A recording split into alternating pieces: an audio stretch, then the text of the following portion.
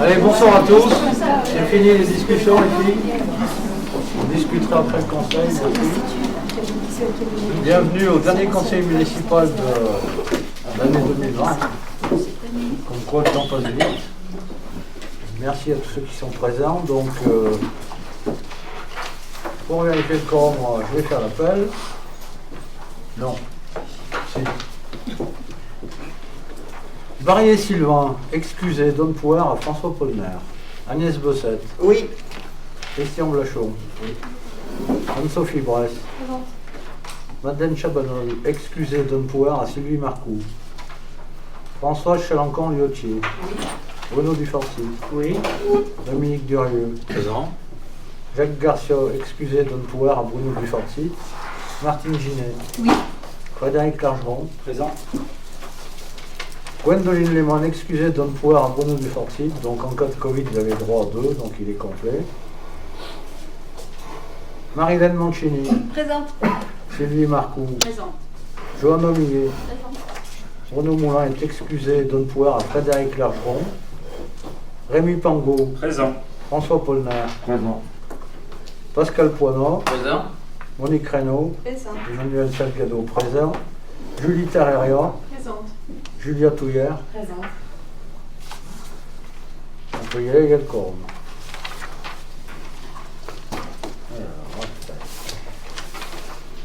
Conseil. Qui veut être secrétaire de séance? C'est bon. Anne-Sophie Bresse. Merci.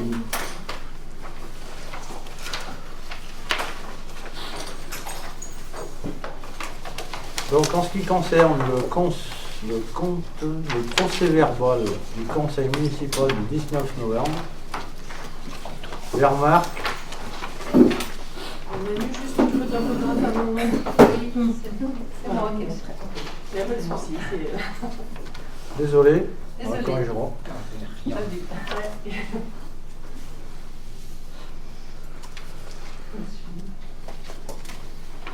C'est tout, des abstentions, des voix contraires. 3 et 2, 5. 5, 18. Merci.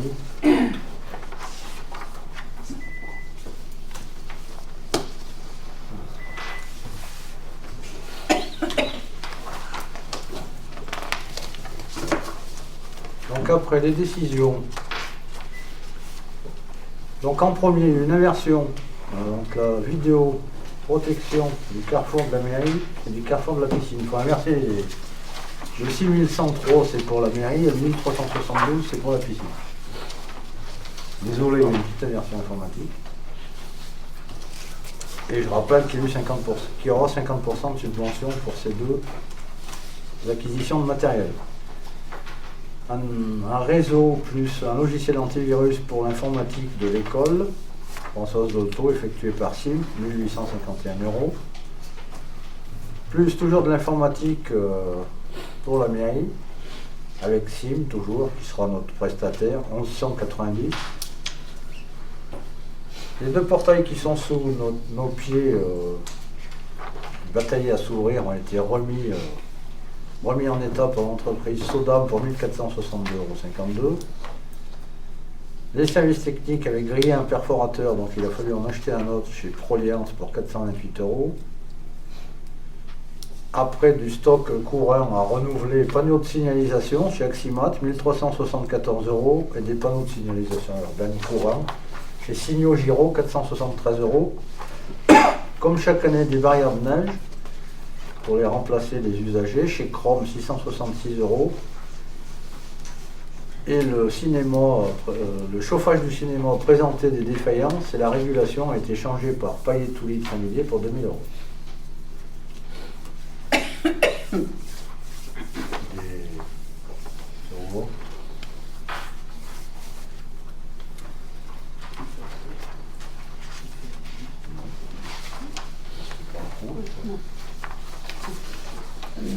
Bon, ok.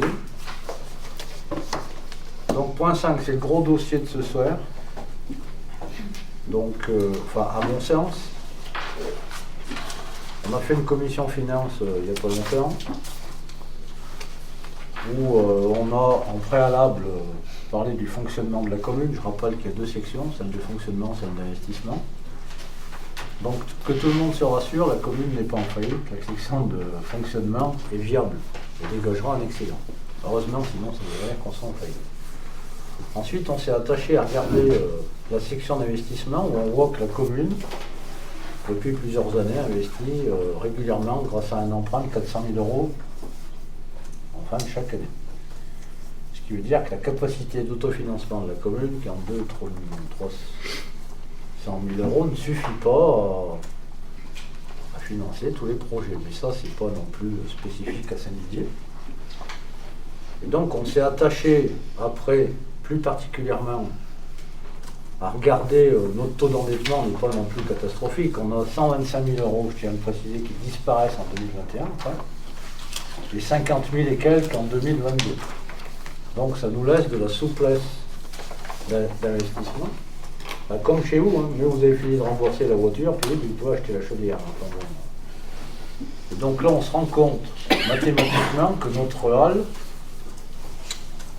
grâce au marché qui est signé, donc le marché il ment pas sur les chiffres, on sait ce qu'il nous reste à payer en 2021, environ 600 000 € sur les travaux de la hall.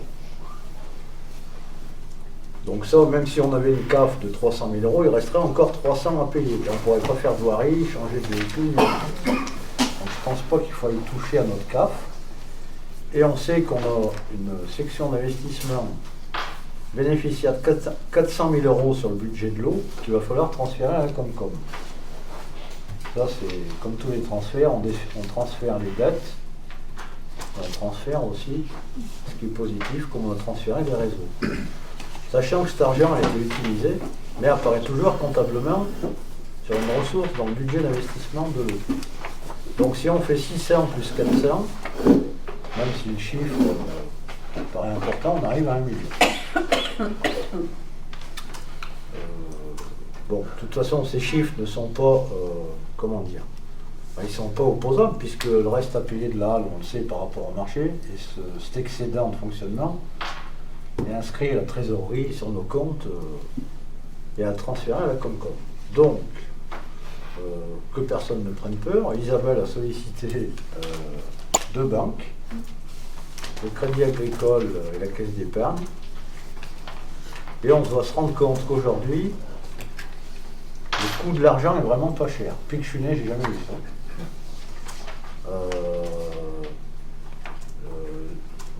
On va gagner 170 000 € sur les 2 années qui arrivent de remboursement d'emprunt. Donc je crois que quand vous allez voir les tarifs, est-ce que quelqu'un est opposé à faire un emprunt ou quelque chose à dire là-dessus? Avant que je continue dans les détails, je ne vais pas faire un monologue, je ne vais pas orienter vos choix, mais je pense que les chiffres, je vous les ai présentés, j'espère, correctement, en toute simplicité, et il ne faut pas avoir peur, puisque dans les années à venir, on le fera pour une prochaine commission, avant le BP, pour bien le comprendre.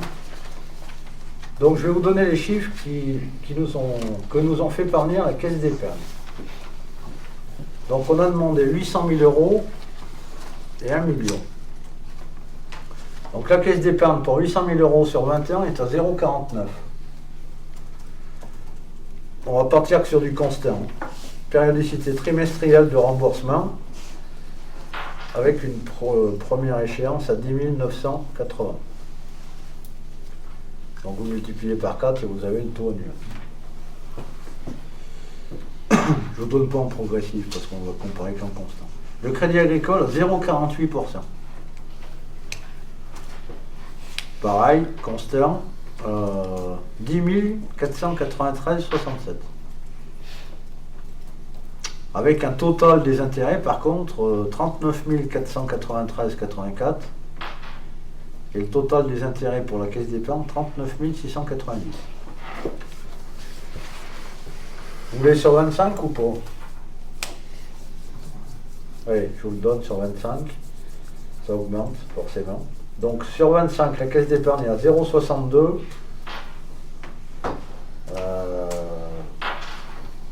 Avec un total des intérêts à 62 620 et 9 240 d'échéance. trimestriel bien sûr. Donc on baisse un peu le montant de l'échéance, mais bon, on rajoute 5 ans. Donc, et le crédit agricole est à 0,60 avec 8620,98 d'échéance trimestrielle et un total des intérêts à 62 098. La deuxième demande a porté sur les mêmes banques pour 1 million.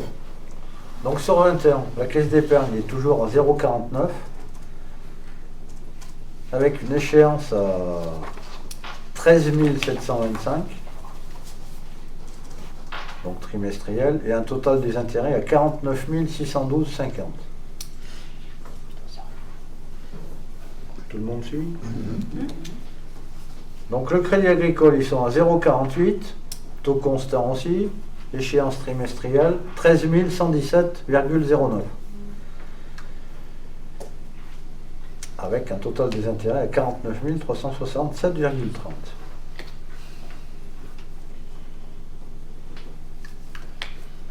Donc sur 25 ans, la caisse d'épargne est à 0,62 avec une échéance à 11 550 trimestrielle pour un total des intérêts à 78 275. Pour cette même durée, le crédit agricole est à 0,60 pour une échéance à 10 776,23 trimestriel aussi, et un total des intérêts à 77 622,71. Pour les frais de dossier, je m'excuse, ils sont tous les deux à 800 € ou à 1000 €. Le versement des fonds peut s'effectuer sous 6 mois pour les deux. Pour la caisse d'épargne, sous 15 mois maximum pour le crédit agricole.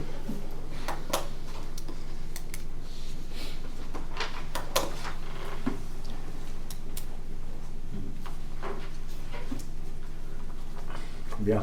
Alors, y a-t-il des remarques, des questions?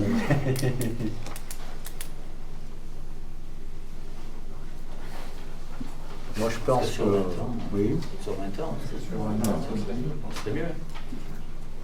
Donc, tout le monde serait d'accord sur 20 ans. Moi, je pense qu'il vaut mieux 1 million que 800 000 parce qu'on s'affortit de toutes nos dépenses pour le projet de la halle et du transfert à la Concom et on garde notre capacité d'autofinancement pour financer des projets qu'on décidera avant le BP. Il ne faut pas se flinguer notre coffre. Et en plus,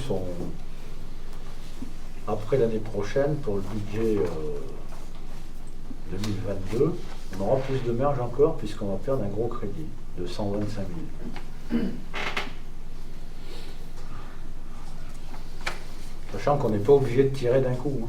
On tirera au fur et à mesure. Pas non Sur plus. combien de temps? Pour tirer le million, c'est sur combien de temps du coup la mobilisation? Vous avez... Oui. Donc c'est ce qu'a dit Manu tout à l'heure. 6 mois à la caisse d'épargne et 15 mois au crédit 15 mois au agricole. crédit, j'avais pas entendu Ouais. crédit agricole. 15 mois au crédit agricole. Ouais. Ça se laisse le temps de se voir venir quand même. Ouais. Hein. C'est intéressant ça. Enfin, sur la halle aussi, la bonne nouvelle, c'est qu'on va négocier les avenants et peut-être qu'on va retirer du fric, on ne sait pas. Ça, au joker. Il y a des subventions à tirer quand même aussi, Ouais. à demander. Voilà. Il y en a aussi d'autres qui vont tomber. Hein. Il y a le leader qui va tomber sur la maison des assos pour 50 000 €. C'est toujours bon à prendre. De toute façon, on tirera sur tout ce qu'on peut. Enfin, à chaque endroit où on a le droit. Mais sur ce prêt, oui, il faut. Mais déjà le transfert à la Comcom du budget haut, ça va aller vite. Ça se fera dans l'année. Donc oui, mais bon, on utilisera le maximum de temps. À mon avis, ça va durer 10 mois. Mais c'est bon, là. 8 mois 10. 10 à peu près. On prend pas de risque. Donc ce que je proposerais aussi, c'est que, pas ce conseil, parce que là on parle d'emprunt, mais d'avoir une vision, vous donner une vision au tableau ou je sais pas quoi, avec un moyen de vidéoprojection, sur tous ces prêts qu'on a en cours, sur notre capacité de financement, sur l'historique. Mais ça sera le rôle pour le budget, quand on fera le budget 2021. Tout ce qui court.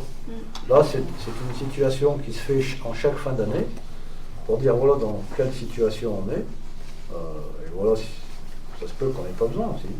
Là, on a besoin. Donc, sinon, Isabelle, elle ne pourra plus payer les factures et on va se faire embêter par la trésorerie. Avec le prix de l'argent actuellement. Hein. Oui, c'est vrai que c'est des taux jamais vus. La même somme a été empruntée en 96, on le paye encore aujourd'hui, pour refaire le centre-bourg, c'était pas des taux comme ça. Ouais. Ouais, Bon, ça nous impacte pas trop, même si le montant peut paraître conséquent.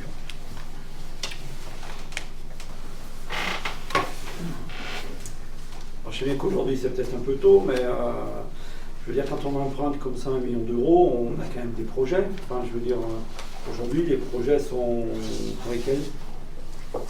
Donc, déjà, oui, les projets, il y en a. Et il y a déjà celui du Carrefour l'année prochaine qui est financé à 80%. Sur le papier. Il y en a d'autres, j'en parlerai avant le budget prévisionnel 2021, mais là, c'est pas pour financer des projets, c'est pour financer les choses en cours. Et j'estime que c'est tout à fait normal de finir cette halle, qui est quand même un beau projet pour notre commune et notre centre-bourg. Et le transfert du budget de l'eau à l'assainissement, c'est une loi et un transfert en cours. Donc l'emprunt, il n'est pas pour financer les futurs projets, pour les choses en cours. Mais l'année prochaine, oui, le gros projet, c'est le Carrefour. Bon, je vous l'ai déjà expliqué, je l'ai fait un peu, enfin, urgemment pendant l'été, puisque la région nous a mis le bonus région.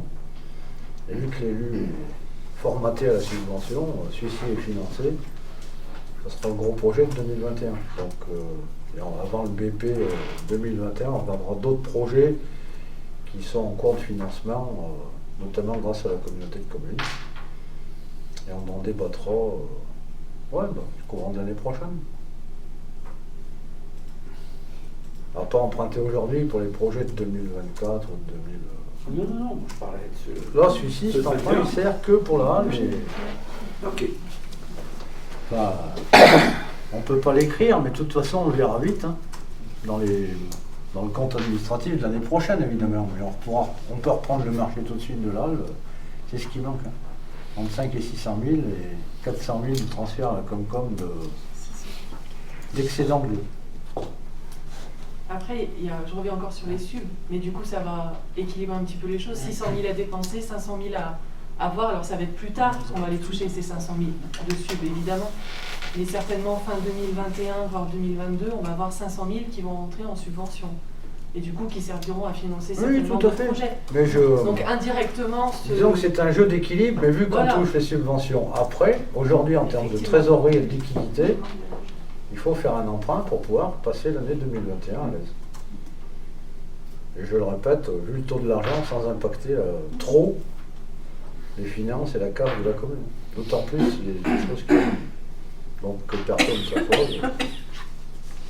La maîtrise financière est là et on devrait passer un mandat agréable, sauf si on finance mal les futurs projets. Voilà. Mais ça, j'y serais particulièrement attaché à présenter des projets financés au maximum. Parce que c'est quand même... un élu, il doit passer du temps à ça aussi. Voilà. C'est bon? Donc je vous propose d'emprunter 1 million au Crédit Agricole sur 20 ans. Y a-t-il des abstentions? Et au contraire, je vous remercie beaucoup pour la commune.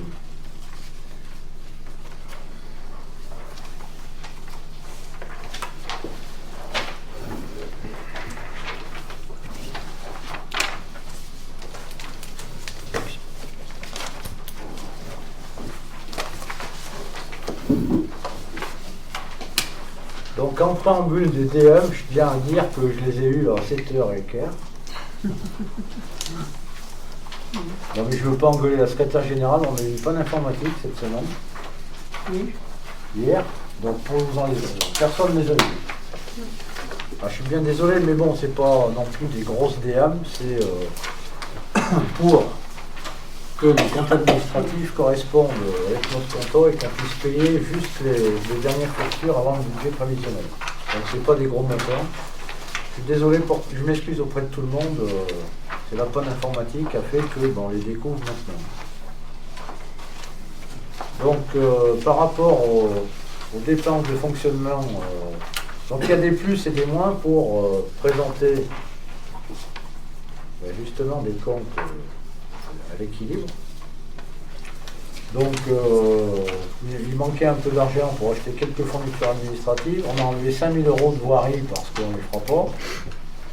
Un peu de fournitures scolaires. Entretien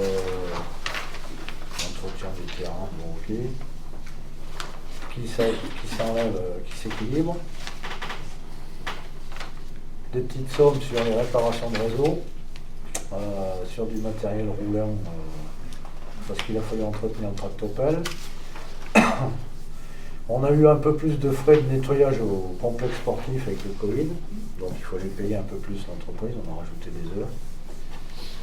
Il a fallu, il y a une personne qui part en retraite et c'était plus ou moins prévu, donc il fallait 4 000. Il y a surtout plus de charges de personnel cette année. Parce que justement à cause de ces départs en retraite. Donc entre les charges sociales, les indemnités et les salaires, et la sécu bien sûr. Donc tout ça fait que, on en a enlevé 15 000 dans les non titulaires parce qu'il n'y a déjà pas eu les envois budgétés. Donc ça permet de faire un lien sur ce qui avait été prévu. L'ADM, c'est juste une opération comptable pour avoir assez de sous pour payer ce qu'on doit. Donc on enlève sur ce qui a été prévu pour mettre en réel sur ce qui manque. Donc les 15 000, on les a pris, vu qu'on n'a pas eu beaucoup d'emplois cette année. Et donc on arrive forcément à zéro. Donc sur les recettes de fonctionnement, on a rajouté toujours constructeur personnel. On a plus 7 250. D'accord, donc ça c'est bien sur les droits de mutation. C'est un fait Covid aussi qui était plus. Si on l'aurait vu. Ça, c'est cool. Si tu veux, comme on n'a pas perçu l'aide, on peut l'enlever. Ah oui, le leg en deux. D'accord. Et qu'on va repercevoir. Hein. Ah ben oui, on va le réinscrire en 2021. Et donc les sinistres par assurance, On avait prévu beaucoup pour équilibrer, et du coup... Il y a toujours aussi des postes qui sont un petit peu majorés pour justement en fin d'année y piocher dedans pour pouvoir équilibrer et payer au moins les dépenses, payer de l'eau, payer acheter des cartouches d'armes, des pneus, j'en sais rien, enfin, des choses de la vie courante. On voit bien que s'il n'y a rien d'affecté, sur des projets, c'est surtout du fonctionnement. Donc sur l'investissement, on équilibre par un emprunt parce que il faut être sûr qu'on puisse payer tout ce qu'on a à payer. Par exemple, on voit les fenêtres qu'on a changées à l'école d'Auto en plein milieu des travaux parce qu'on s'est rendu compte qu'elles n'étaient pas trop en bon état, ça n'avait pas été prévu, donc on vient C'était surtout la structure qui était pourrie. Et en étant sur le chantier, on s'est dit mieux vaut les changer. Des travaux d'éclairage importants aussi sur Jabri et alentour, mais ça c'était à faire aussi. Hein. Tant qu'on est dans les travaux, on remet tout le monde en étant. Donc on a enlevé des choses sur l'église parce qu'on ne les a pas faites. Les imos corporels comme d'hab. Et puis après sur le sport, il y a eu quand même le traçage de la piste d'athlée qui nous a coûté 3 sous. Le changement de la chaudière au stade de foot, mais bon. Comment laisser des joueurs sans eau chaude. Aujourd'hui, ça ne les gêne pas trop, mais bon, quand même. Et puis toute la salle polyvalente qui restait à payer, oui, pour la cuisine. Mais bon, le boulot a été fait. Plus une VMC qui a fallu rajouter avec le hérisson. Voilà. Et sur les voiries, rien de spécial. Si ce n'est qu'on a enlevé plutôt pour financer d'autres choses. Ouais, ça compte, ça. Non, si tu donc pour la halle aussi, on a une belle facturation de 208 000 quand même. Bon, c'est normal.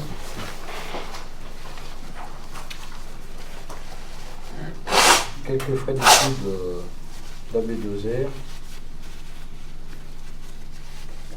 ça, c'est quoi ça? Mais ça, c'était pour le City Ah Park. oui, et des études pour le City C'était Park. prévu pour 7200, on va payer. On paiera 3 000, voilà. Donc aussi on équilibre 225 488. Donc voilà, il porte sur 220 000 la décision modificative. Sans chose exceptionnelle, si ce n'est que de payer des choses de la vie courante. Il y a des grosses factures, notamment pour la halle. Bon, mais ça c'est logique.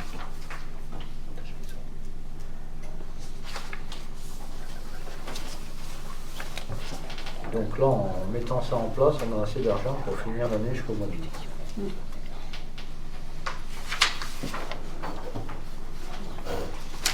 C'est ce que font toutes les communes en fin d'année. Parce qu'on ne peut pas tout prévoir. On s'est fait voler un camion, ça on ne peut pas le prévoir. Il y a des freins en plus sur des travaux. Il n'y a rien d'exceptionnel. Mais on est obligé de le modifier comptablement pour que la trésorerie nous le valide. Et que les comptes correspondent aux comptes administratifs, sinon elle n'est pas contente, madame Monchal. Des questions?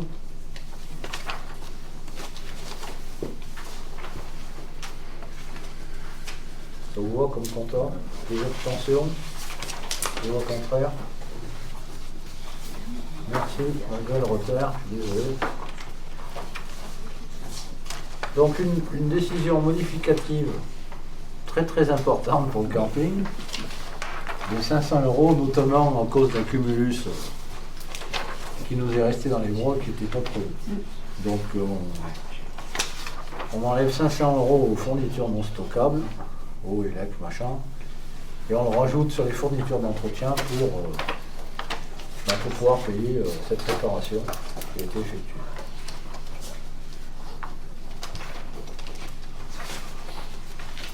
C'est bon pour tout le monde, pas d'abstention, pas de contraire. Merci beaucoup pour le temps.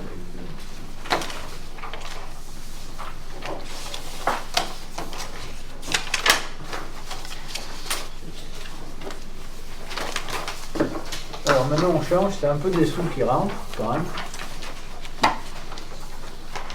Donc la société Orange, à Saint-Didier comme ailleurs, utilise notre sous-sol et nos voies aériennes, enfin notre espace public, pour tirer ces réseaux. Donc bon, vous avez le détail, hein, on a 62 km, 50 km en sous-sol, 12 km et quelques en aérien. Donc ils multiplient ça par un prix qui est défini par eux et par un coefficient. Une antenne aussi avec une emprise au sol. Ce qui fait qu'ils nous proposent, on est obligé de délibérer pour qu'ils nous payent, sinon la trésorerie ne veut pas. Donc ils nous proposent de nous donner 2 857,99 €, sachant que l'année dernière ils nous avaient donné 2 794 €. Donc on n'est pas en baisse et c'est difficile de s'y opposer parce que de toute façon leur calcul... On ne peut pas faire du commercial pour négocier là. Non, on est obligé de délibérer pour que la trésorière nous le verse sur nos comptes. Enfin, et c'est eux qui le payent. Mais bon, ça payera toujours de 3 bricoles. Des abstentions? Et au contraire? Merci. Orange.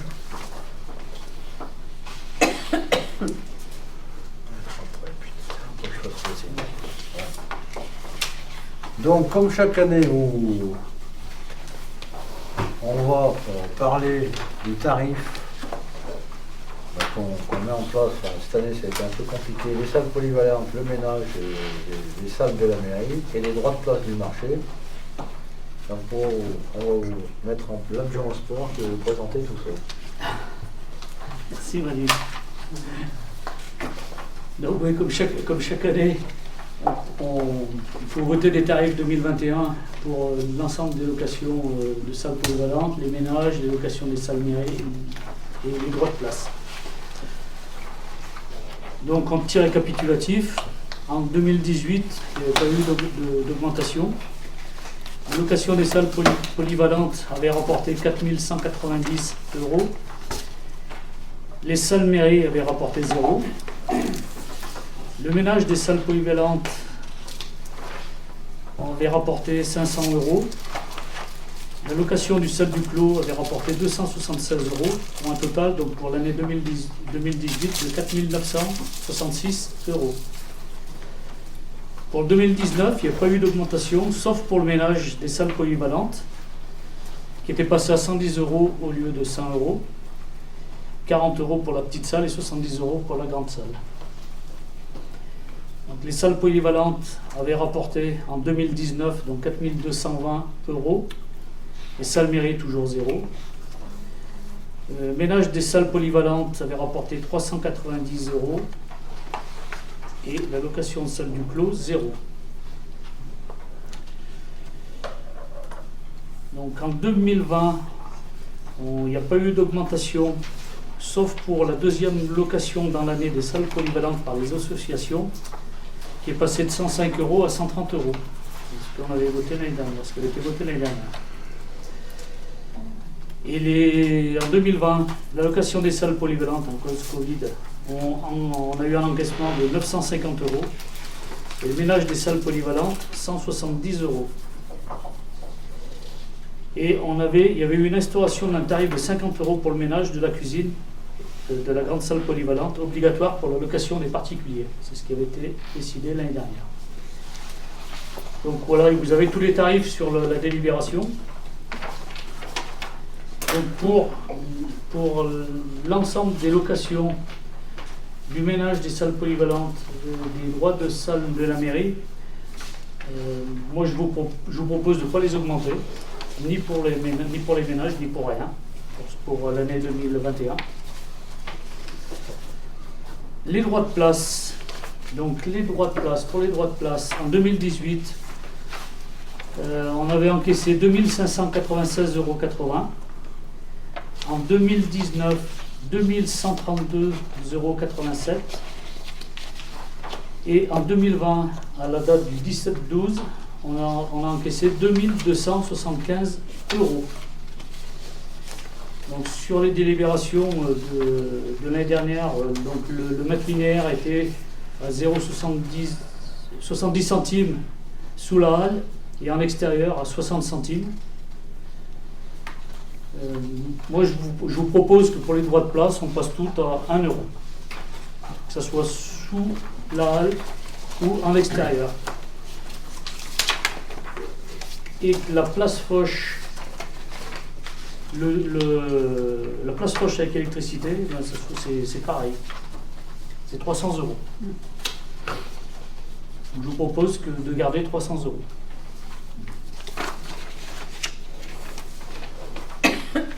Hormis les droits de place où on passerait à 1 € le mètre linéaire, le reste resterait inchangé.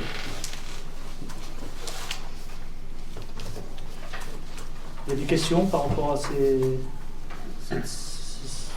tarifs, ces droits de place? J'ai une question, juste les droits de place, donc c'est au niveau du marché. Et Ouais. qu'en est-il pour la Vogue? La Vogue, c'est l'association Le Glade qui récupère.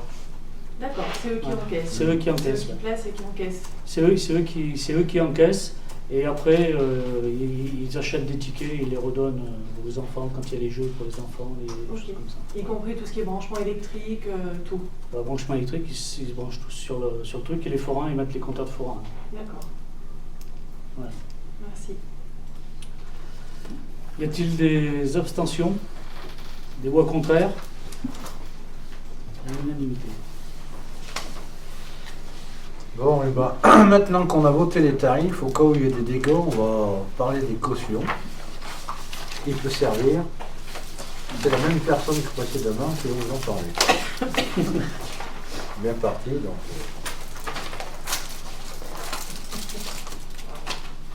Donc, l'année dernière, il avait été instauré des nouveaux, enfin des tarifs de caution qui avaient déjà été instaurés en 2019, je crois. On avait voté les premiers tarifs en 2019, on les a poursuivis l'année dernière. Et pour la grande salle polyvalente, 1 500 €, la petite salle polyvalente 500 €, la grande salle et petite salle polyvalente 2 000 €. Donc moi je vous propose de garder les mêmes tarifs au niveau des cautions. Y a-t-il des voix contraires? Des abstentions? On va à l'unanimité. Ce que j'ai oublié de dire aussi, c'est que ça soit pour les tarifs ou pour les cautions, on ne va pas le revoter toutes les années, on va le garder, c'est-à-dire qu'on ne le revotera pas l'année prochaine. Donc c'est à compter de cette date. Et le jour où on décidera de les modifier, on les modifiera. Ça nous gagnera un peu de délibération au niveau de certains conseils. Tout le monde est d'accord? Parfait.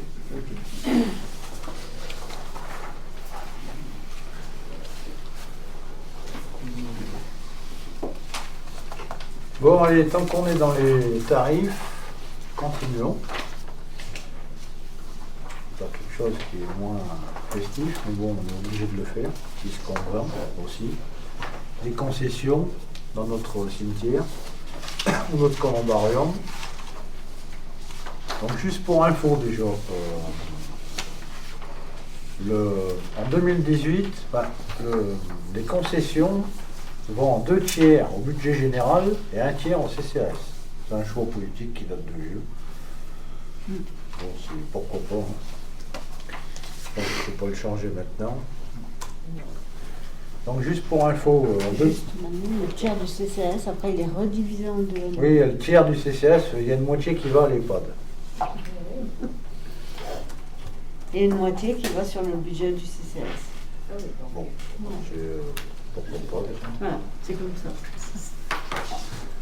Donc en 2018, on avait eu 8 178 € pour le budget de la commune et 2040 sur le CCAS. Pas d'augmentation non plus en 2019. Il y a eu 2714 € sur le budget de la commune et 678 sur le CCAS. En 2020, il y a eu un petit peu un débat sur le columbarium avec une baisse de 10%. Mais je tiens quand même à dire qu'il est joli, donc qu'il soit cher, c'est normal. Parce qu'on peut faire aussi des choses pas belles et pas chères. Donc, je pense que la baisse de 10% c'était bien. 4 243 € d'encaissement sur la commune et 1124 sur le CCAS. Après, ce qu'il faut savoir, c'est qu'aujourd'hui, on n'a pas de budget de cimetière parce qu'on n'a pas créé de nouveaux caveaux. Donc, on n'a pas obligation d'avoir un budget annexe cimetière. On a juste obligation de voter les tarifs, vous les avez tous, là.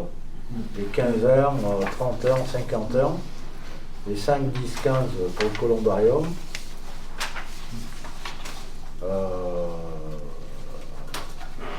Le renouvellement des concessions du columbarium. Je tiens juste aussi à préciser qu'on a un règlement de cimetière qui fait que normalement chaque personne est bien informée ou est informable de ce qu'il a le droit de faire, et il y a même des règles sur les concessions en perpétuité qui ne sont plus à perpétuité après quand il n'y a plus d'exploitants.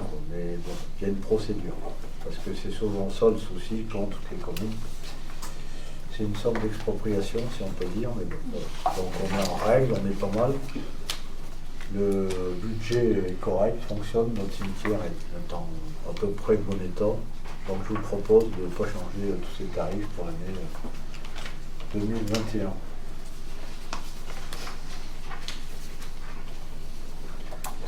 Les oppositions, les abstentions.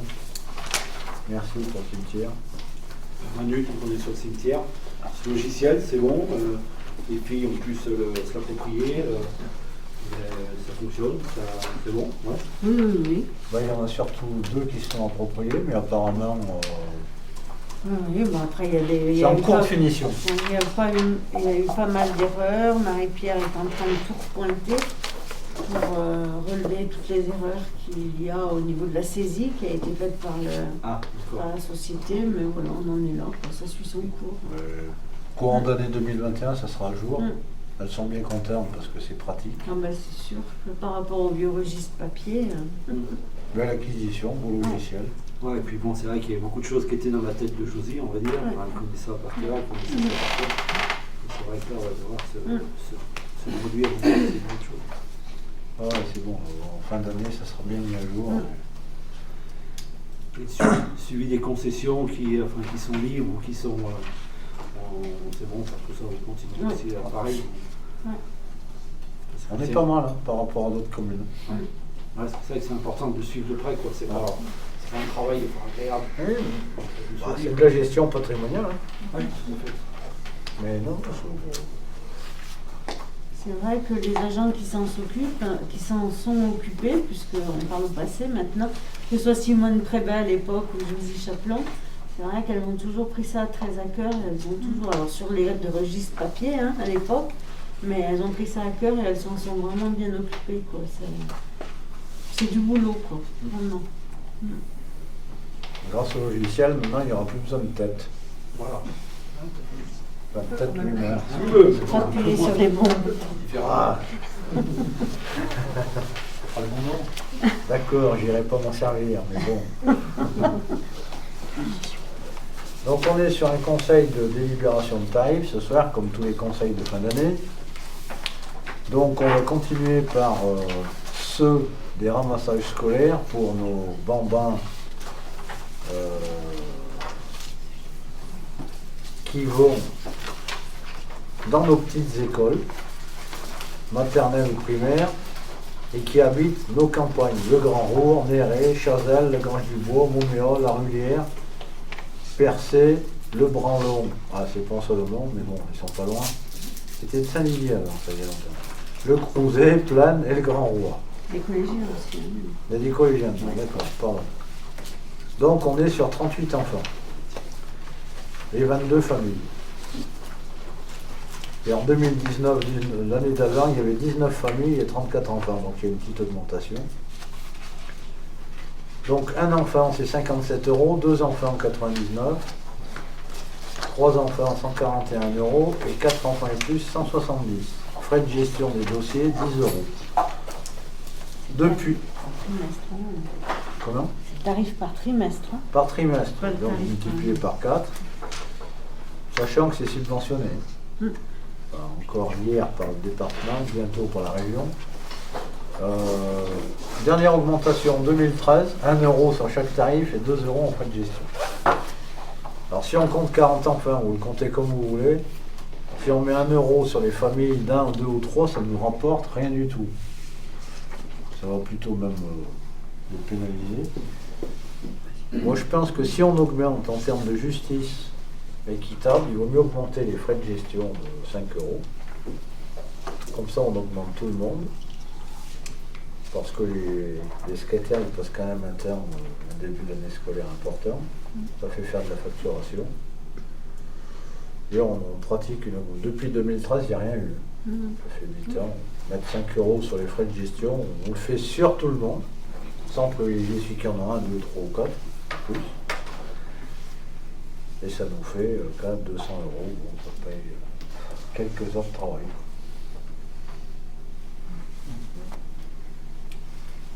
Et puis après, on verra ça. Donc si on fait tous les 8 ans, on n'y retouchera pas trop dans le monde. Ça vous dit? Est-ce que par rapport à la crise sanitaire, les familles ont eu droit à des remboursements? Non. Non, non. Donc ils n'ont pas utilisé les transports, mais ils les ont payés. Non, ils n'ont pas payé le troisième Ils n'ont trimestre. pas payé, d'accord. Non, le troisième trimestre n'aura pas été facturé. Pas trop. Ouais, pas le troisième. Ouais. On a facturé le deuxième puisque ça s'est arrêté le 17 mars, de tête, quelque chose comme ça. Et bon, voilà, avec les vacances scolaires et tout, mais le troisième trimestre, on ne l'a pas facturé au fin.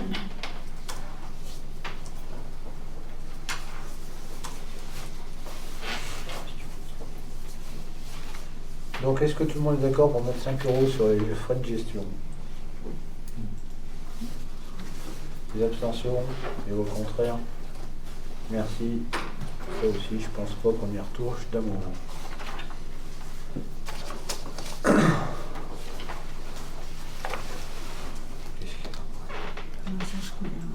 Donc on est toujours dans le ramassage, c'est ce que je vous disais. Au préalable, dans les années précédentes, c'était le département qui était notre partenaire et partenaire de toutes les communes pour les ramassages scolaires et financeurs. Parce qu'on partait en plus sur des numéros de ligne créés par le département. Aujourd'hui, après avoir consulté toutes les strates territoriales, il apparaît que l'échelon qui est choisi est déterminé pour être le plus à même de gérer les transports. Donc il y a aussi le ferroviaire, hein, mais il n'y a pas que le Caire. Hein. Ça serait la région. Personnellement, ça ne me dérange pas. Donc on vous a mis en copie un modèle entre aujourd'hui Laurent Wauquiez, président de région, et la commune, par exemple, de Saint-Didier-en-Velay, de conventionner pour avoir une participation financière qui serait versée directement aux familles, c'est ça? Ah bon? Je suis en train de le lire, j'ai pas vu. Participation. Une somme d'organisation. Ah, il y a des sous.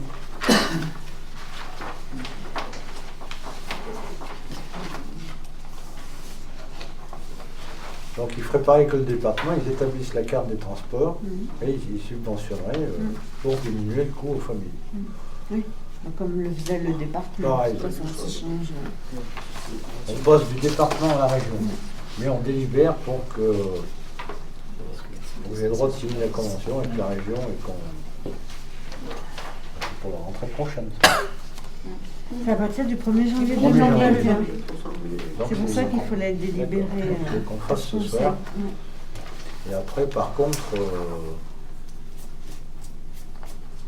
ça va un peu poser des soucis pour les gens d'ici qui allaient directement à l'entreprise Drio, parce que le siège est plus long. Ah, mais ça c'est... Alors peut-être qu'on peut leur dire de venir faire un truc décentralisé, enfin on verra. Sinon ils seront en Monistrol. J'ai pas compris, là. Qu'est-ce que tu as dit? L'entreprise Drio, Oui. les transports rhodaniens qui les a rachetés, a enlevé son siège ici. C'est à Monistrol, donc les gens de Saint-Didier iront à Monistrol. Ils n'ont pas gardé le bureau. Non, c'est un comptable qui a loué tous les bâtiments dans l'ancienne entreprise. On va voir si on ne peut pas leur demander de venir, mais j'en sais rien. C'est une idée qui me vient tout de suite. Faire une permanence. Faire une permanence, on peut demander, mais garantir rien. Demander c'est rien, à voir c'est autre chose. C'est bon pour cette convention, des abstentions et au contraire. Donc on la signera et puis on en informera les familles, n'est-ce pas, messieurs les communicants. Et pour les faire déplacer, on tentera.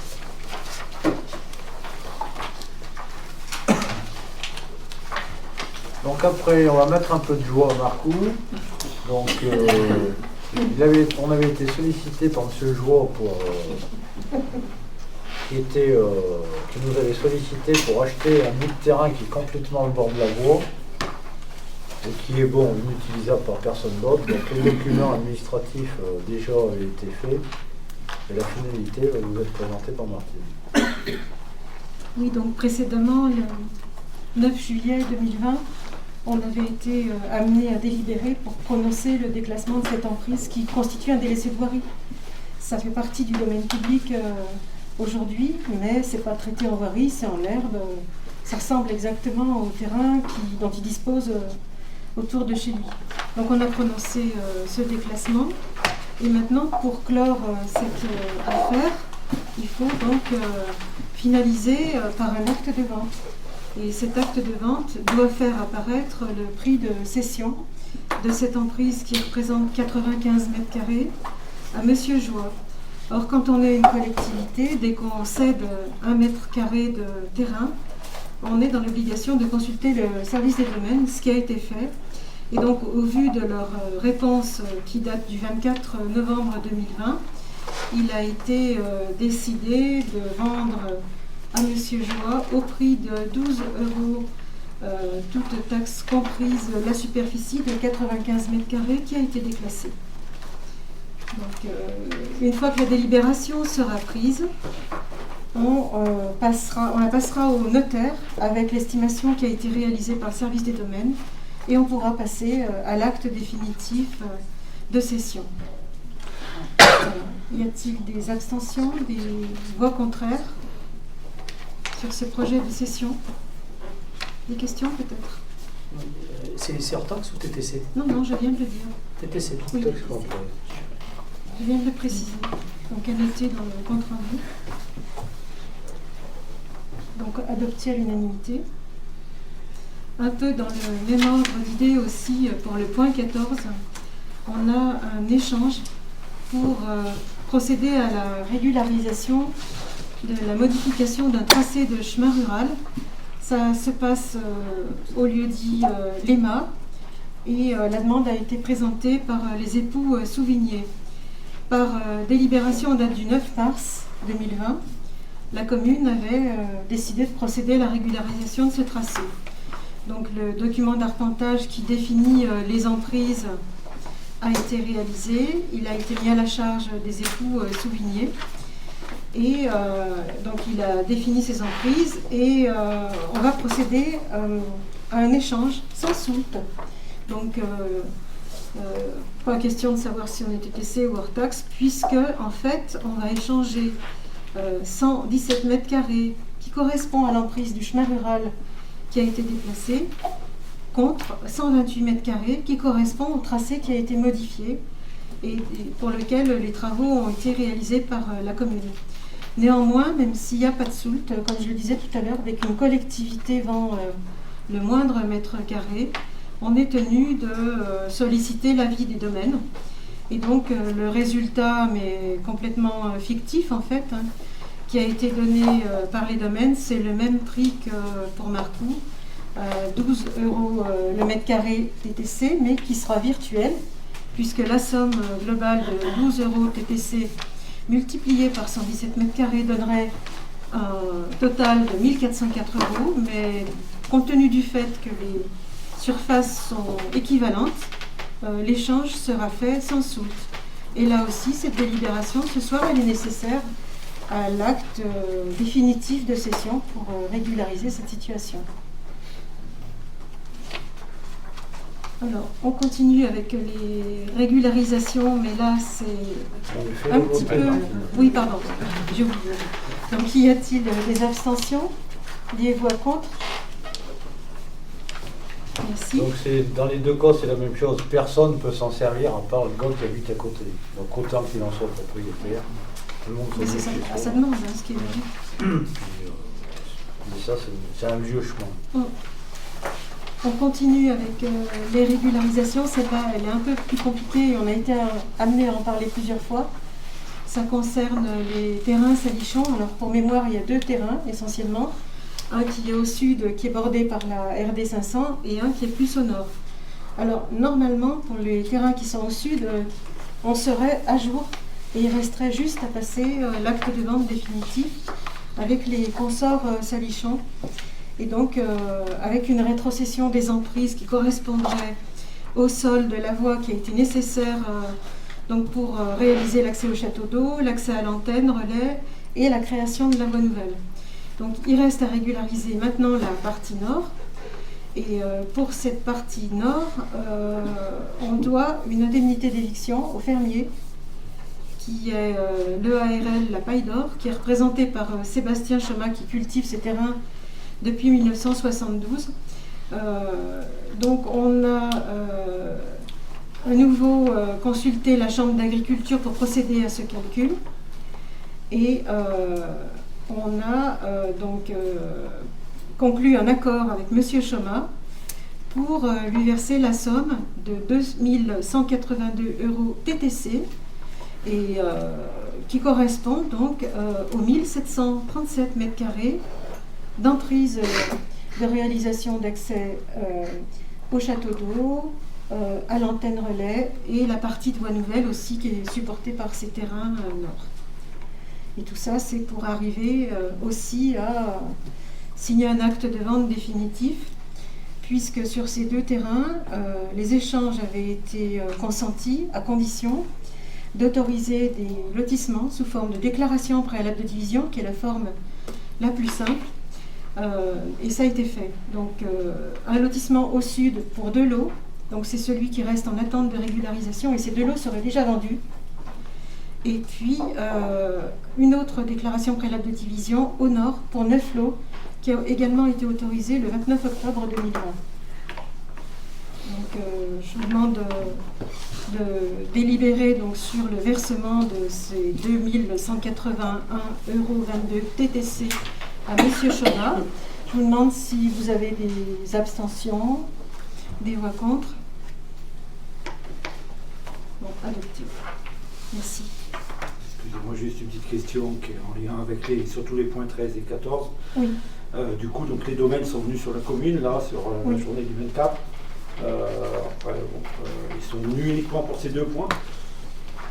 Ils ne sont pas venus systématiquement pour ces 2 points, parce que bon, quand c'est les échanges de terrain, ils ne se déplacent pas systématiquement, et puis on n'a pas toujours le même interlocuteur non plus. Mais ils sont venus pour Souvigné. Mais après, vous voulez savoir si on a consulté les domaines pour d'autres... J'imagine s'ils sont venus Oui. de la commune, ils ne sont pas venus uniquement pour ces Oui. 2 points, tu vois, voilà. Oui, il les a emmenés aussi à l'usine Carré. Oui. On a profité du déplacement. Parce que les jeux étaient sollicités par tous les membres actuels ou futurs pour la valeur des locaux. Et je leur ai dit que c'était pas moi qui avais le droit de donner une valeur. Donc on a passé tout le matin ensemble. On a été là-bas, à Marcoux et au Bras. Chiffres que je vous donnerai quand je les aurai, puisque pour le moment on a eu que ces 2 rapidement. Le montant, il l'évalue par rapport au zonage et il divise par 2. Parce que c'est des terrains pratiquement inutilisables. Le terrain NH, il vaut une trentaine d'euros, divise par 2, ça fait 12, enfin 15, 12. Et il vaut entre 20 et 30 €, donc il a fait une cote mal taillée. Et pour là-bas, j'ai pas les chiffres. Il y a 4, 5 lots. C'est bien de savoir ce que ça vaut, notamment quand on est sollicité par les entreprises ou par d'autres entreprises qui cherchent des locaux. Donc légalement, il faut faire passer. On a l'obligation. Ok, merci. Donc en parlant dessous, on va en gagner un petit peu. Ça, c'est pas la lune, mais bon, grâce aux services techniques. On avait un véhicule Nissan camionnette qui avait fait son temps et qui était absolument impossible de faire passer au contrôle. Sans engager des frais. C'est cuit de chez cuit. Et donc il y a BC Contrôle de Saint-Just-Malmont qui nous en offre 300 €. De toute façon, c'est inespéré d'en avoir plus, donc je vous propose de céder ce véhicule à BC Contrôle pour la somme de 300 €. Pas au contraire, pas d'abstention. Merci pour la comptabilité. C'est toujours 300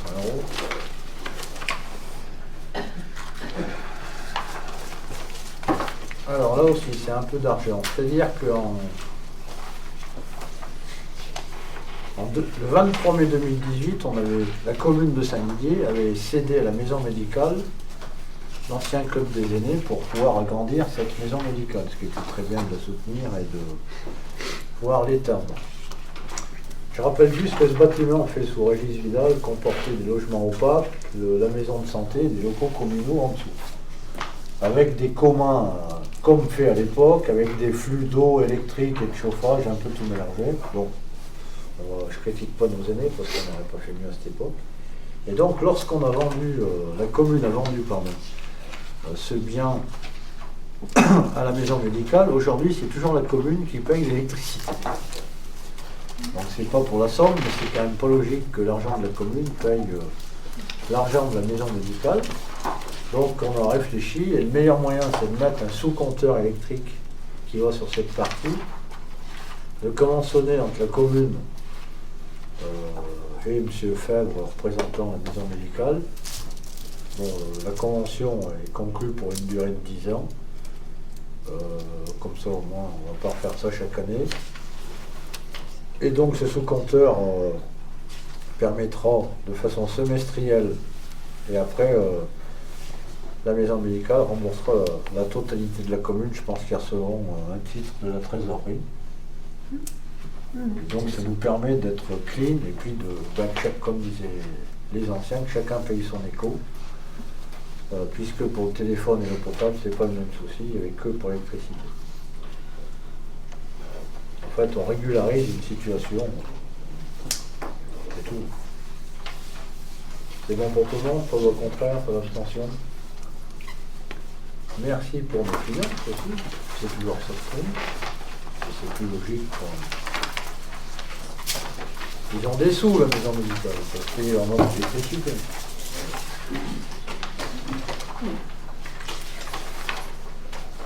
Donc après, une chose moins marrante, le 6 août 2019, Saint-Didier avait été victime de gros orages. Enfin, Saint-Didier, Pont-Solomon, on règle dans tout le coin. Et donc, on avait, à l'époque, il avait été fait un inventaire et un bureau d'études avait fait le tour de la commune pour de gros montants. Donc là, on a un petit peu affiné la chose avec Serge Fournal, Dominique Durieux.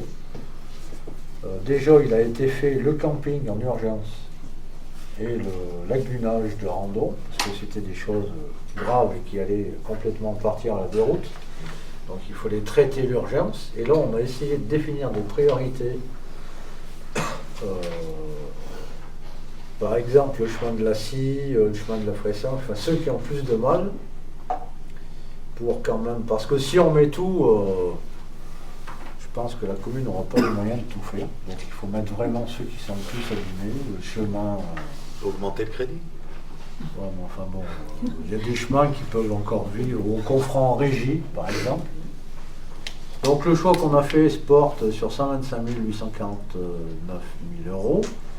Et donc il a été prévu que la Comcom nous fasse parvenir un fonds de concours d'environ 5% pour 6 574 euros. Et donc on délibère aujourd'hui pour que ce fonds de concours puisse nous être versé par la communauté de communes et amoindrir légèrement notre reste à charge, reste à payer pour la remise en forme de ces chemins, voire même de ponts, parce que un chemin entre Saint-Just et Saint-Didier, chemin de la Scie, comporte un pont à reprendre aussi.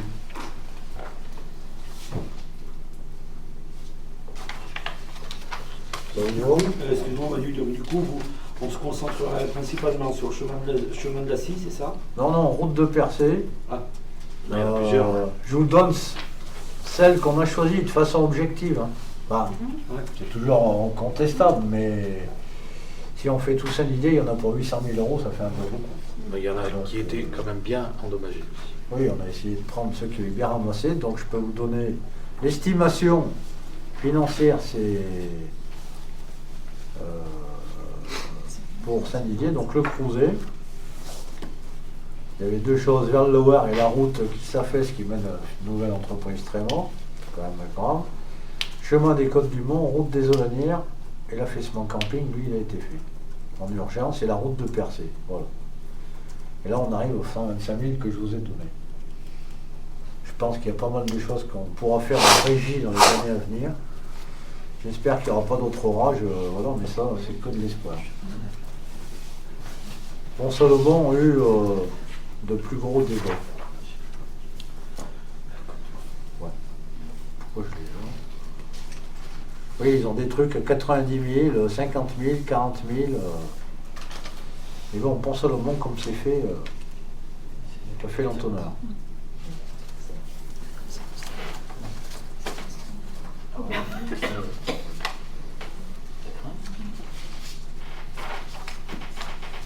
Les abstentions, on est au contraire.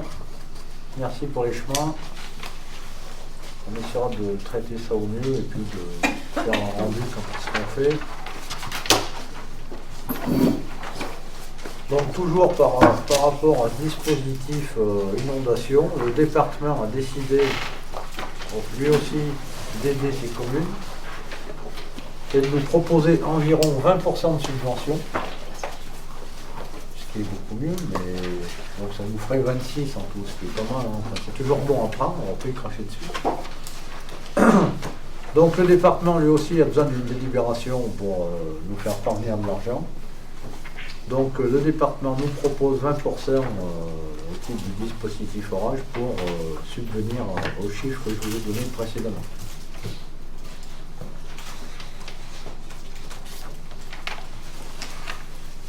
Des questions? Les abstentions et au contraire, ça va pour tout le monde, pour le département. Donc on demandera quand on aura fait la déligue, des 20% pour refaire nos chemins. De toute façon, c'est des travaux qui attaqueront qu'on printemps. Merci.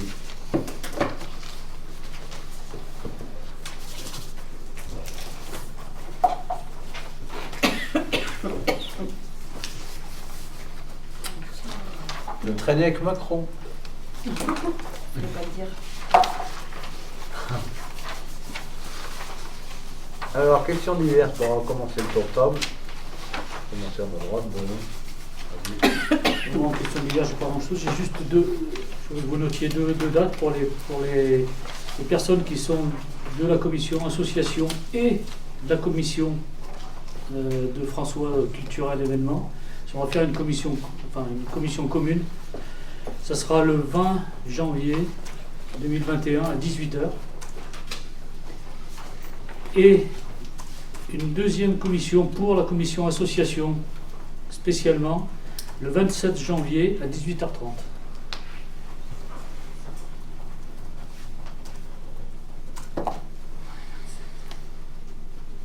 « 27 janvier. 20-27. Sinon, je n'ai rien de spécial à dire. C'est vrai, c'est l'ouverture de notre complexe aux mineurs jusqu'au couvre-feu. C'est mieux que rien. Voilà.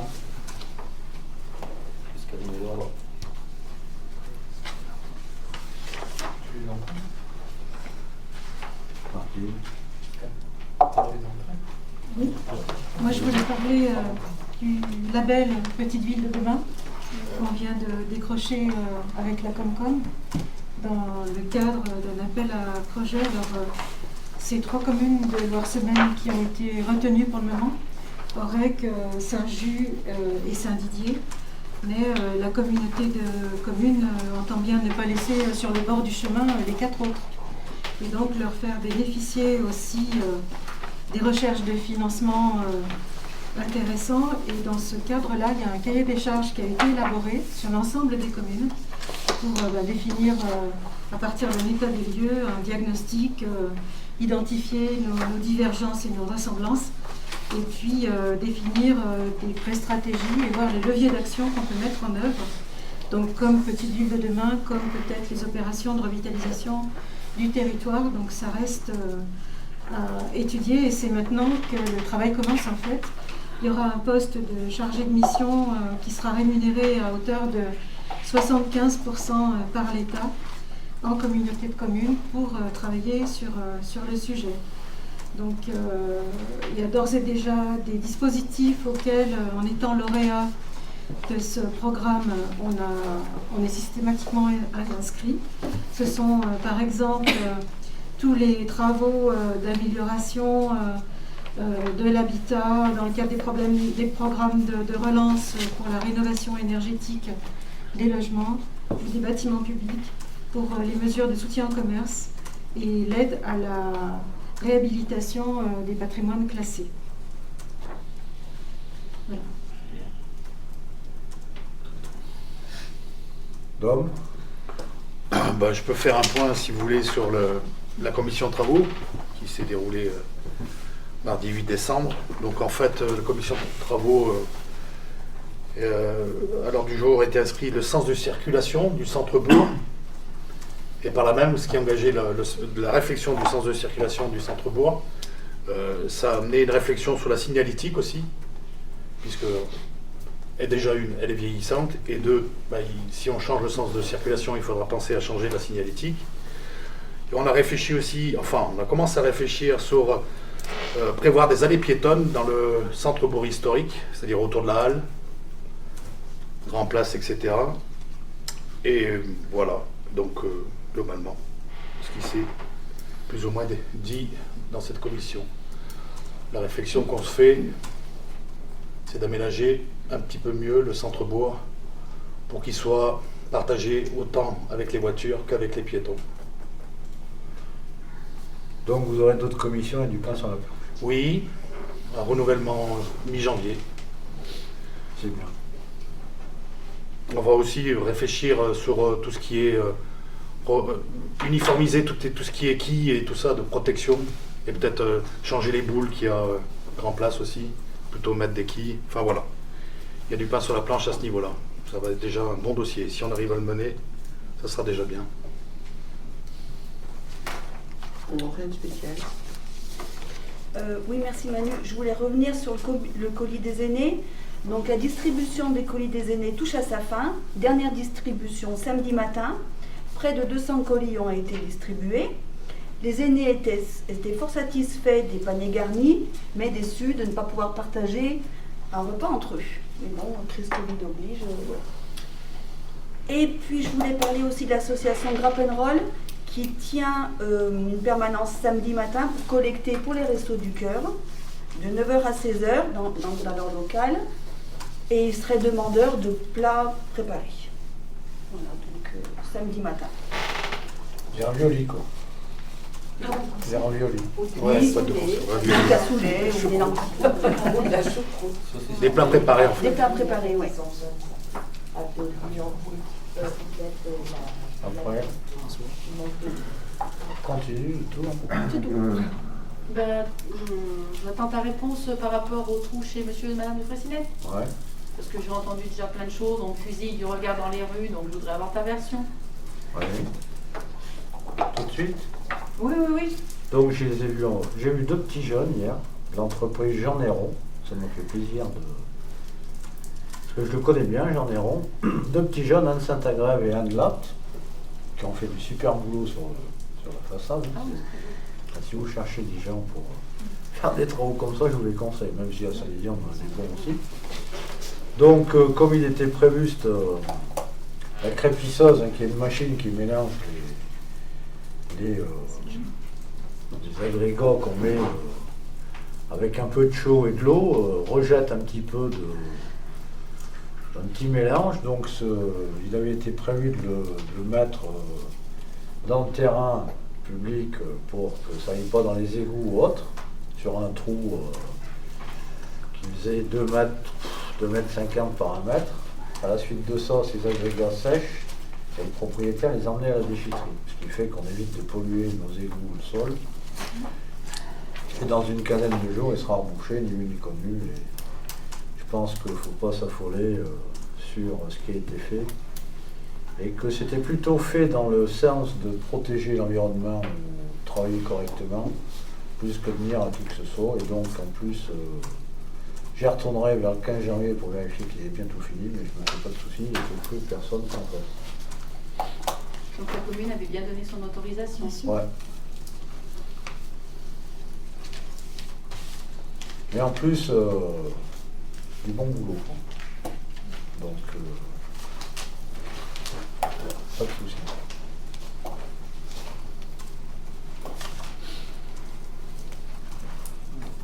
J'ai une autre question par rapport au mariage. Est-ce que les futurs mariés auront, pendant le mandat à venir, toujours la possibilité de demander un élu de leur choix dans le conseil municipal Ouais, ça, pour les mariés? Ça s'est déjà fait, malgré les conditions, ça s'est déjà fait. Donc, personnellement, je ne m'opposerai pas à respecter le choix des mariés. Après, il y a une procédure administrative à faire, hein, qui se fait depuis la nuit des temps. Puis je trouve que ça serait quand même malheureux de restreindre les choix de cœur et de mettre, d'embêter les gens qui se marient le jour de leur mariage. On respectera leur choix. S'ils veulent prendre X ou Y conseillers, normalement ce sont les officiers d'état civil qui marient. Mais si on fait ce choix-là, on déclarera qu'il n'y en a aucun disponible ce jour pour qu'ils puissent bénéficier du conseiller de leur choix. Il faut qu'ils le demandent un peu à l'avance, qu'on ait le temps de le faire correctement. Donc pour les mariages, ça serait ok, mais pas pour les renouvellements de vœux. Non mais ça, c'est pas officiel ça. Oui, non, mais oui. J'ai répondu aux personnes sur ce. C'est pas officiel, donc je privilégie l'aspect officiel de ces choix. Après, je pense que les choses de renouvellement peuvent se faire dans la sphère privée, avec les élus qui veulent, mais pas au public. C'est de la salle du conseil, c'est pas la salle polyvalente. Donc j'ai répondu comme ça à cette question, c'est un choix. Privilégier le respect de l'écharpe. Même si ça ne me dérange pas que ce soit quelqu'un d'autre qui le prenne quand il choisit ça.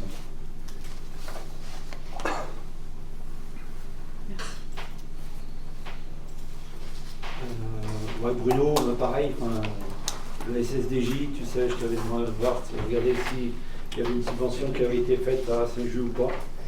Je ne me suis pas plus renseigné que ça. Je te répondrai la prochaine fois parce que là, je t'avoue qu'avec le Covid, tout ce qu'il a fallu mettre en place au niveau de.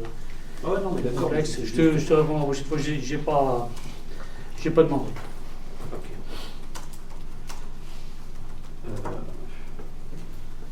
Comme tu dis, suite à la situation actuelle du sanitaire, je voudrais arriver à savoir, ou en tout cas à comprendre.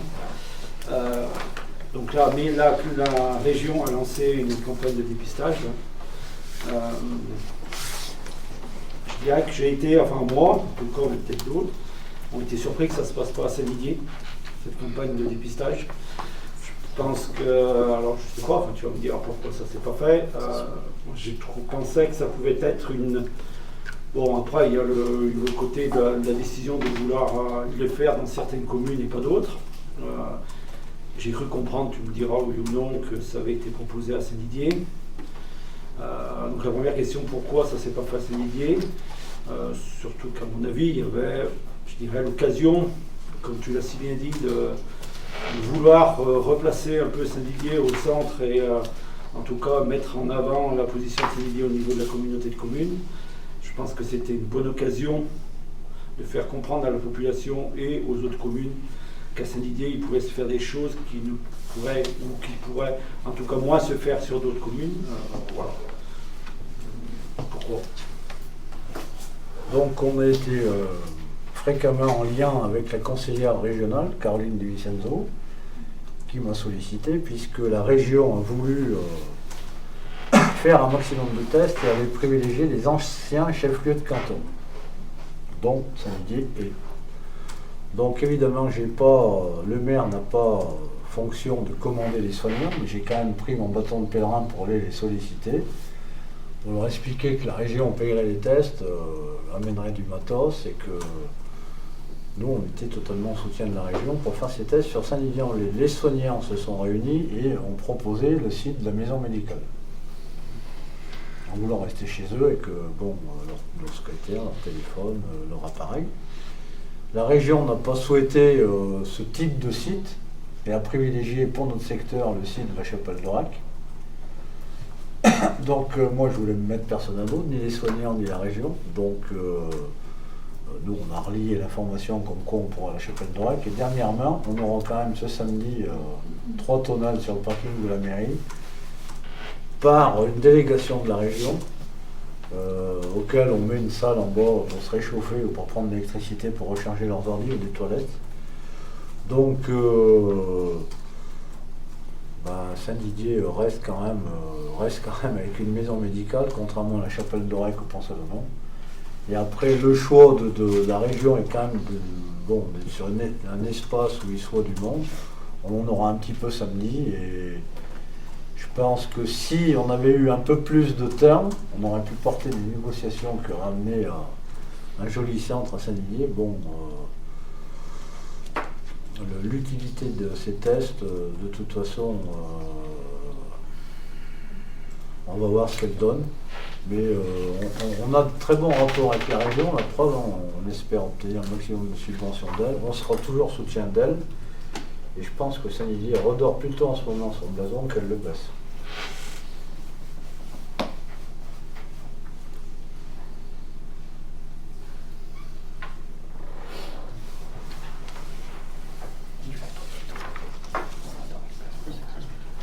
Et enfin, donc, si je peux avoir un peu plus de temps de parole, sur le donc mardi au conseil communautaire, il y a eu le plan de mandat qui a été présenté. Bon, il a été monté, présenté par chacun des vice-présidents notamment, ou d'autres.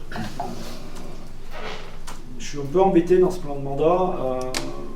La place du tourisme sur ce plan de mandat m'inquiète un peu, ou en tout cas, ou alors il y a peut-être besoin d'être développé.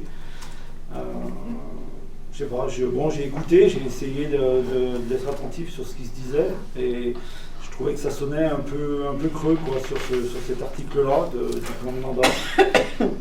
Et puis en plus, quand on parle qu'on veut utiliser la culture pour rendre le territoire attractif, est-ce que sur Saint-Didier, vous avez un peu réfléchi exactement ce qui va être attractif sur Saint-Didier au niveau culturel et tourisme, tout ce qui peut être, on va dire, l'attractivité du territoire? Le plan de mandat, personnellement, j'ai présenté la partie finance qui n'est pas la plus sympathique. Et je pense qu'il a été présenté, si la question a été faite par une autre personne, c'était des objectifs assez généralistes et des phrases assez vagues. Par contre, mais c'est pas grave, parce que tout reste à faire et tout va se porter. Donc pour Saint-Didier, je porte la voix fortement pour la mise en place d'une voie verte. Ça a été peut-être brièvement évoqué, mais avec les collègues maires du territoire, on portera ça. Alors l'issue, on ne la connaît pas, mais je pense que la région, la métropole de Saint-Étienne seront des partenaires. En termes touristiques à long terme, c'est un outil, à mon avis, indispensable de développer. Quant à Saint-Didier, on a récupéré les fonds territoire d'excellence oubliés sous le mandat précédent. Oubliés ou non utilisés, peu importe, c'est pas le souci. Il était temps de le signer avant le 1er décembre, donc ça a été fait. On envisage une remise en forme de l'espace Régis Vidal pour 650 000 € avec 65% de subvention. Acté au niveau de la Comcom. Donc je pense qu'on n'a pas perdu notre temps et que les désidériens et les gens du coin seront bien contents. J'espère. Et l'année 2021 sera l'occasion de remettre en place un bureau d'études et à la commission qui bossera dessus à gratter sur le peaufinement de ce projet. Donc je crois que là il y a quand même deux choses pas trop mal pour le tourisme. Sachant que Saint-Ferriol va travailler aussi sur des choses pour Rec, Saint-Just et la Siouf pour finir là. Donc en termes de tourisme, ça n'a pas été dit clairement parce que ce que je viens de dire serait pu être dit, par exemple. Et c'est ce qu'on portera, nous, en termes de voie politique. Mais la Comcom ne sera pas en règle, j'espère. Enfin, c'est plutôt la commission à Claude Vial. C'est ce qui a été retenu par la commission. En gros, c'est ce qui a été retenu. Mais le tableau des territoires d'excellence pleine nature, je vous le donnerai dans le premier trimestre 2021, oui, puisque maintenant, 2020 s'en va. Donc, on n'est pas en reste. D'accord. Donc, du coup, c'est vrai que dans l'espace Régis Vidal, on avait précédemment, on avait eu, moi j'avais eu des rencontres, donc je ne sais pas si vous les avez eues, justement depuis le parc Régis Vidal, imaginez où il y avait eu des réflexions sur des parcours qui pourraient partir du parc Régis Vidal et pour aller se rendre sur la fameuse zone humide de Bramar. Est-ce que ça c'est quelque chose qui est toujours un peu, qui peut être dans le paquet? Donc la zone humide de Bramar, j'ai reçu en début de mandat une association très demandeuse devant le maire de Saint-Didier. Donc c'est avec plaisir que je les ai reçus en connaissant très bien le dossier. Je leur ai parlé de l'aspect juridique, des biens de section, des parcelles privées et d'un potentiel aménagement. Depuis le mois de juin, je n'ai pas de réponse. Donc j'attends. parce que je crois qu'il faut, dans cette zone qui Saint-Didier discute depuis Charlemagne, mais pour être plus sérieux, depuis 89, il y a un gros souci juridique d'exploiter sur des parcelles privées des biens de section. J'aurais donné tous les renseignements. J'attends, parce que je crois que ces personnes qui veulent s'investir dans la valorisation et la protection de l'environnement, si c'est juste pour demander des rendez-vous, moi j'attends leur réponse. Je leur ai demandé un travail. Si elles n'y arrivent pas, je veux bien les recevoir à nouveau. Mais je crois qu'il faut d'abord dépatouiller les choses administratives avant de vouloir aller plus loin. Sinon, c'est quelque chose de mort-né. Dans l'espace de Riche-Vidal, c'est du terrain qui est à nous, on peut y travailler directement. Il y aura peut-être d'autres acquisitions foncières chez les privés. Mais là-dessus, je pense qu'il ne faut pas berner les gens. Soit on sait ce qu'on peut y faire. Il y a des gens compétents sous-préf pour les biens de section. Je leur ai donné les adresses, de demander, etc. J'attends que ces personnes reviennent me voir. J'espère un minimum de réponses par rapport à l'effort que j'ai fait, par rapport à tout ce que je leur ai donné comme information. D'accord, ouais, d'accord. Tu attends des réponses de leur part sur ces terrains-là, sur ces Je pense que c'est un minimum. Hein. Je leur ai donné toutes les pistes en disant que j'étais partenaire et fortement intéressé par cette idée. Et si après on peut la mettre en place, on y bosse dessus. Mais si on ne peut pas pour des freins administratifs, il faut le savoir au début. Quoi. Et puis comme tu l'as dit, on a pu récupérer les fonds de territoire d'excellence pleine nature, mais la justesse, et il a fallu déposer rapidement le dossier. Il était hors de question de déposer un dossier quand on n'a pas la maîtrise foncière, ça ne servait à rien. Donc voilà, l'urgence a fait qu'il fallait que ça soit déposé sur les terrains qu'on maîtrise foncièrement. Sur ces zones, il faudra répondre aux questions que je leur ai données en fait. Je ne dis pas que j'ai mis des freins, au contraire. Si on lève ces freins, on peut avancer, même si c'est un projet qui sert pendant 10 ans, 15 ans. Il y a le parc du Pilat qui veut se rapprocher de Saint-Victor et de Saint-Just, et pas de Saint-Didier, mais enfin bref, ça, on va faire comme les Anglais, on va attendre de voir ce que ça donne, mais là-dessus, il faut vraiment lever ces choses juridiques, parce que sinon, c'est des choses qui ne peuvent pas avoir. Non, mais moi, ma question, elle était d'abord première, puisque c'était dans un plan de mandat, donc de voir vraiment sur la longueur des 6 ans, si c'est quelque chose qui peut être, qui peut ou qui va s'intégrer dans ce plan de mandat. Moi, c'est tout. Après, je comprends qu'aujourd'hui, comme tu l'as dit, on est poussé par pas mal de problèmes administratifs qu'il faudra résoudre. Donc l'argent qui était récupérable a été pris, donc c'est bien. Après, pour le reste, de réfléchir sur le projet, ça ne me dérange pas. Avec qui que ce soit, peu importe. Il faut qu'on travaille sur l'aspect légal. Tant qu'on n'aura pas levé ces freins-là, il ne faut pas... Et du coup, toujours dans ce parc, enfin Régis-Vidal, donc du coup, ça peut aller dans l'idée, c'est d'aller aussi bien sûr, jusqu'au tennis, jusqu'au plan d'eau, jusqu'au... Entre le plan d'eau et le bois de Montméo, enfin sous Montméo.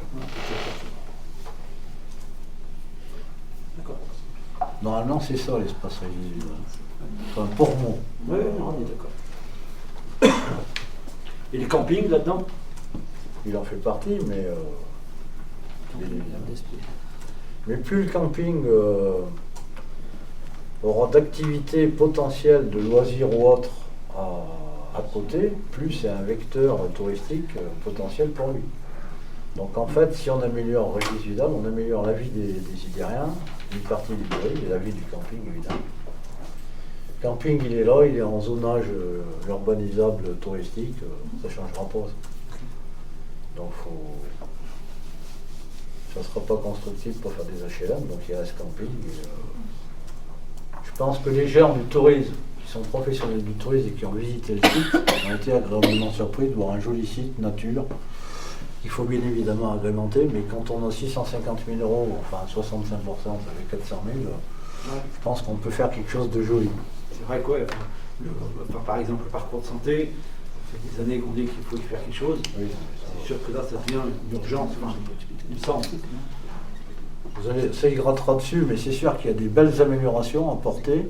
Je pense qu'on doit beaucoup à nos aînés qui ont acheté tout le terrain, qui avaient commencé à l'aménager avec les fonds qu'ils avaient.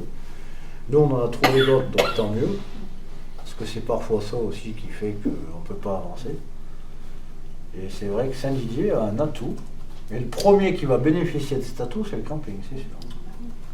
Et peut-être les voisins de la Fressange, mais bon, Non, puis c'est vrai que la population Les descend. touristes en général aussi. La population va énormément là-bas. Hein. Bien sûr. C'est un endroit Puis où- ne serait-ce que pour nos autochtones, pour nous, nos familles, on a la chance d'avoir cette zone. Et oui, il est déjà très fréquenté, donc l'améliorer, ça peut qu'être bien. Je pense politiquement, c'est dans la phase de redonner du blason à Saint-Didier. Mais à tel point que quand on l'a visité, avec les élus de la Comcom, pour plaisanter, ils croyaient qu'on avait payé des figurants. Parce qu'il y avait plein de gens qui étaient sur le site. Et ils ne s'attendaient pas du tout à la découverte en fait, qu'ils en ont faite, quoi. Et pour plaisanter, ils nous ont dit que vous avez payé des figurants pour qu'il y ait autant de monde sur ce site. Après, il se peut aussi que la période faisant, il y a peut-être aussi certains des Italiens qui ont peut-être aussi découvert le lieu, quoi. Enfin, on peut l'imaginer aussi, mais c'est vrai que c'est un endroit qui est très utilisé, très fréquenté. Juste une dernière question, je vous embête plus après. Bruno, le bilan du camping, du coup, on aura... Donc ça sera le... J'ai téléphoné à Émilie, hein. Je voulais au début qu'elle le présente cette fois-ci, mais sa comptable n'est pas finie, donc ça sera au prochain conseil. Ok. Ok, merci. Donc elle viendra le présenter en début de séance du conseil municipal, elle viendra présenter son bilan. Avec tous les chiffres qui vont bien et tout ce qui va bien. Ok, très bien. Voilà. Monsieur Polnaire, un coup de bulletin. Nous, on devait se réunir en commission le 26 octobre, on se réunit le 19 janvier à 18h30 avec la commission. Et sinon, le bulletin sera distribué par l'association Coup de pouce à l'emploi, qui feront la distribution dans la semaine du 18 au 23 janvier. Voilà. Donc entre le 20 et le 23 normalement. Ils font la distribution, et donc ils ont des gens qui sont en insertion professionnelle, qui vont pratiquer la distribution, qui vont faire la distribution dans notre commune, qui seront supervisés par Frédéric Roux qui s'occupe de l'association et une de ses collègues qui sont en permanence à l'association. Ce sont des membres qui ne bougent pas. Et puis les gens qui vont distribuer seront coachés par eux pour bien s'assurer que le bulletin est distribué dans toutes les boîtes aux lettres. Voilà. Merci François. Allez, je vous donne juste, avant qu'on se sépare, quelques informations. Sous nos pieds, là-dessous, à côté du local France Télécom, une borne électrique est en cours d'installation, en compte finition, on sera en activité en début d'année. Borne de recharge électrique, pardon. Le prochain conseil municipal aura lieu le 4 février 2021, au cours duquel vous sera donnée la liste de tous les conseils de l'année. Ça au moins, on pourra vous organiser, notamment ceux qui ont des enfants, n'est-ce pas, Joanne ? Ou ceux qui ne sont pas là, qui ont des vacances, ou... Enfin, ce qui n'empêche pas qu'on pourra en convoquer des exceptionnels, mais au moins vous aurez une liste des 7-8 conseils de l'année 2021. Je maintiens aujourd'hui idéologiquement les vœux le 24 janvier à 11h sur les Alpes. Pour garder un espoir, mais bon, voilà, enfin, l'objectif c'était un peu de faire travailler les bars du centre par rapport à ce qu'ils ont vécu économiquement. C'est un objectif qu'on aura, bon, on y arrivera ou on n'y arrivera pas, c'est pas grave. Aujourd'hui, je le maintiens. Et puis, juste pour info, la sous-préfète, je l'ai invitée à visiter notre commune le 7 janvier 2021. En journée ou... Comment ? En journée, donc du coup. Ouais. Dès que tu auras les horaires... 9h30. Parce que c'est bien que nos services de l'État connaissent les jolies communes de la Haute-Loire. C'est ce que je lui ai dit. Et sinon, je vous souhaite quand même après cette première année de mandat, puisqu'elle est finie, ça passe vite le temps, je vous souhaite tous de passer de bonnes fêtes avec vos familles, vos copains, le plus possible que vous pouvez. Merci beaucoup pour votre présence, à l'année prochaine. Là, du conseil,